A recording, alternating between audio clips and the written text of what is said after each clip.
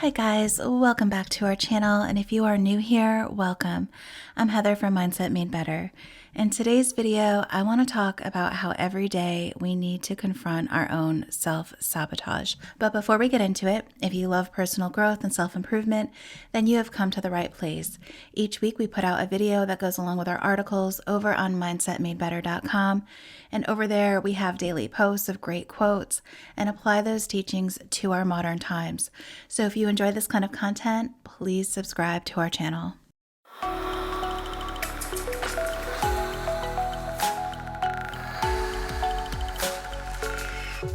Today's quote is, "Be prepared every day to confront your own self-sabotage."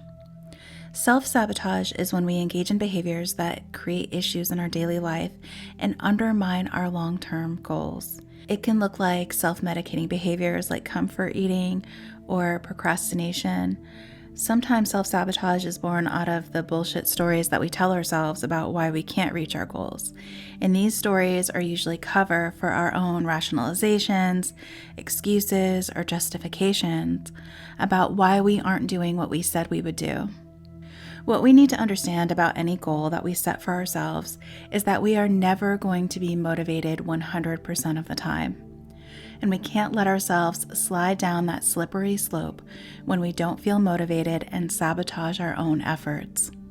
What we need to do is get back up, dust off, and rely on discipline. And sometimes we will fail at discipline too, but it doesn't matter. You still need to get right back at it. Let your why fuel your motivation when you need it. Know what your why is. The will to succeed is created when you understand and internalize why you want to make a change. Your why is your fuel and motivation. You need this fuel because willpower will only get you so far, and there will be days when you just don't feel motivated. So how will you keep going when you don't feel like doing it anymore? Discipline. Internalizing your why can keep you disciplined. Remember, it is the small things that you do consistently that make the biggest change in your life. Many of us start working on a goal with major intensity and excitement, but more often than not, that kind of intensity is unsustainable. We often overlook making the small changes because we're motivated and we want to make drastic changes, and we prize those dramatic changes more than the small ones because we see them as more valuable. But are they? Let's say you want to radically change your life and lose a significant amount of weight. Your success is going to be found in what you do every day, what you eat, your physical activity, the quality of your sleep, your hydration level, how you manage your stress, etc.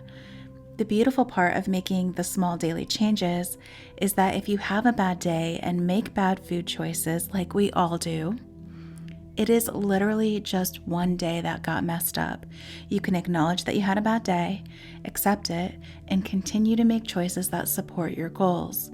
Just like one day of eating healthy and exercising isn't going to cause you to lose weight immediately, one day of making a bad food choice isn't going to derail all the progress that you've made. Consistency will always beat short-term intensity. Let me say that again. Consistency will always beat short-term intensity. It's easy to feel discouraged when you don't see results quickly. And what we tend to do is disproportionately focus on our error. For example, sticking with trying to lose weight, and say for dinner you overindulge, like big time. I'm not just talking overeating with dinner, but you had a huge piece of cheesecake. It is not uncommon for people to ruminate on that dinner and cheesecake and overlook all the other things that they're doing right. And when you focus on that one thing, that error, if you will, and feel like a complete failure, ask yourself if that's really true. Because I'm willing to wager this week you ate healthy meals and healthy portions at other times. Perhaps you hydrated yourself better than you usually do. Maybe you're getting quality sleep at night, which is great for regeneration. And I'm also willing to wager you snuck in some exercising too. Does that really sound like a failure to you? If you were driving and got a flat tire, would you get out of your car and say, well, fuck it, got a flat tire, might as well slash the other 3? Of course you wouldn't. Let those experiences be your teacher for future choices. If you're trying to lose weight, it's okay to screw up at a meal. What isn't okay is to say, screw it, and use that as justification or rationalization to derail yourself and spend a week overindulging, because that only serves to make you feel worse about yourself and continue the self-sabotage. One thing I find that can really help you not lose perspective of the things that you're doing right is to actually track your progress. Whether you create a tracking sheet to log all the things that you need to do to reach your goal on a daily or regular basis, or you keep this information in a journal, you can use it to check your own thinking when you feel like you've screwed everything up. So now I turn this question to you. What things can you do to confront your own self-sabotage? Let me know in the comments down below. But that is all I have for this video.